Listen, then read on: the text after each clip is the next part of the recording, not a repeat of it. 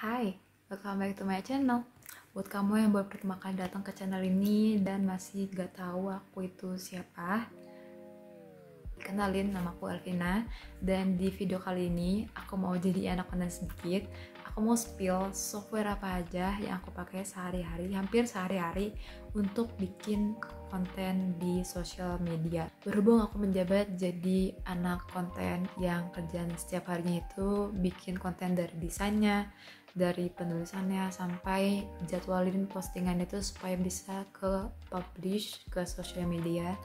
Dan kita tahu di mana-mana itu serba pakai sosmed buat masarin sama promosiin bisnis, baik itu bisnis kalian sendiri atau bisnis orang lain yang kalian lagi kelola. Jadi kalau kalian bingung mau pakai software atau aplikasi yang mana dulu buat mulai bikin konten di sosmed, karena kalau kalian Google itu ada banyak banget yang bisa kalian coba.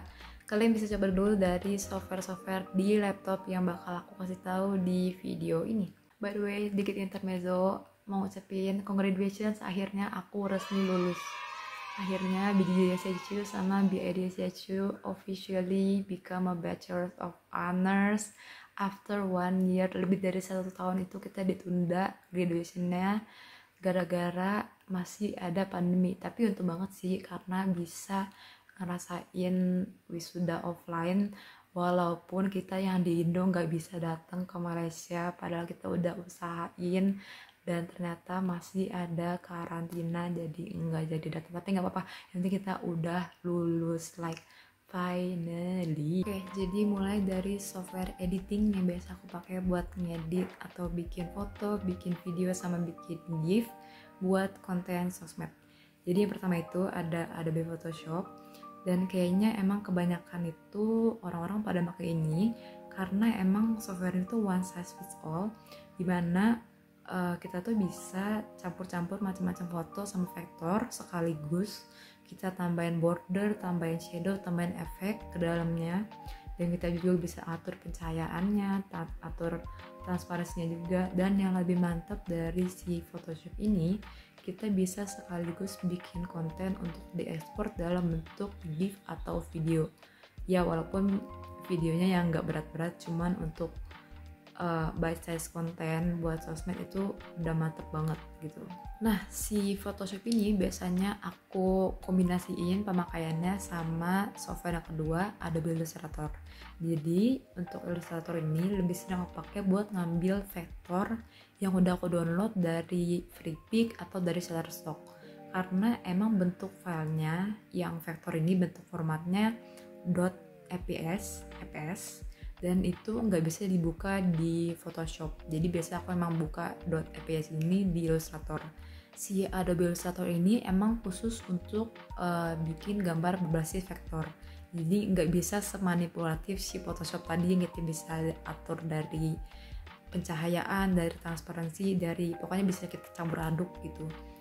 Tapi ini berguna banget kalau emang pengen bikin desain yang berbasis vektor. Jadi penggunaannya bisa bareng-bareng. Selanjutnya yang biasa aku pakai itu untuk ngedit video. Ini biasanya aku pakai buat gantiin si saudaranya Adobe tadi. Aku biasa pakai TextMate Camtasia buat gantiin Adobe Premiere Pro. Maaf, bukannya aku nggak suka, tapi Adobe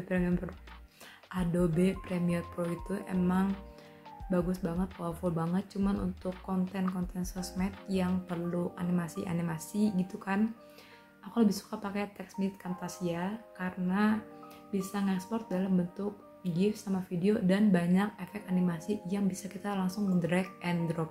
Bedanya kalau sama Premiere Pro itu kita harus atur manual dan nggak bisa drag and drop. Itu sih yang paling aku suka dari TextMate Camtasia ini.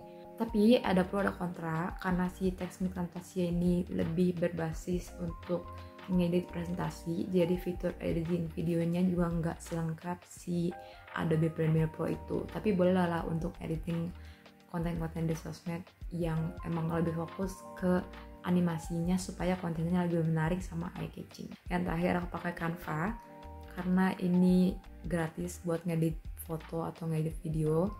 Dan yang aku suka itu karena Canva ini ada banyak template, banyak vektor, dan banyak warna gratis yang emang udah didesain sama graphic designer atau sama orang-orang yang emang berkontribusi sama Canva. Jadi kita tinggal pakai untuk desain konten kita sendiri. Selain software editing gambar tadi, anak konten juga perlu software buat mempercantik si tulisan atau post caption yang kita pakai untuk ngejual produk atau barang yang kita promosiin lewat postingan sosial media. Nah, karena biasanya aku itu ngerjain konten yang berbahasa Inggris, aku pakai extension yang namanya Grammarly. Ini tuh bisa dipakai di browser, dipasang di browser gitu, dan dia itu bisa dengan otomatis masuk ke Google Translate. Jadi andai kata kita mau sekalian translate dari bahasa Indonesia ke bahasa Inggris, dia itu bisa ngasih tahu kalau kita ada typo atau ada kesalahan grammar. Ada lagi yang namanya Quillbot. Software ini online juga sama kayak Grammarly. Fungsinya ini untuk memparaphrase atau mengubah struktur kalimat bahasa Inggris supaya strukturnya itu beda dari kalimat original yang kita masukin.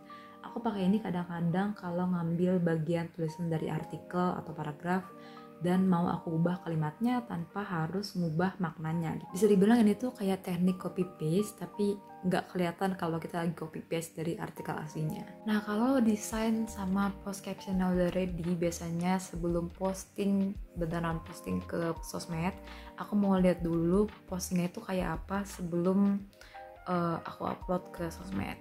Jadi di sini aku pakai yang namanya Hootsuite karena fiturnya itu bisa kasih lihat preview posting di berbagai platform sosial media termasuk LinkedIn. Dan bisa juga untuk scheduling posting di hari dan jam yang kita mau. Karena misalnya contoh kita mau ngepost di jam 7 pagi.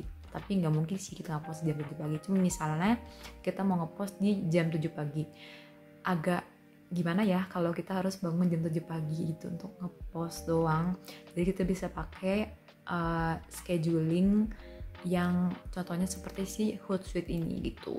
Jadi itu aja sih software-software yang biasa aku pakai hampir setiap hari buat bikin konten, dari desainnya terus ke post captionnya sampai aku mau ngeliat postnya itu kayak apa sebelum aku upload ke sosmed. Kalau kalian udah sampai ke detik video ini kalian nonton, jangan lupa untuk kasih like, komen, dan subscribe-nya di bawah supaya aku juga makin termotivasi buat bikin konten. And see you on the next video. Bye.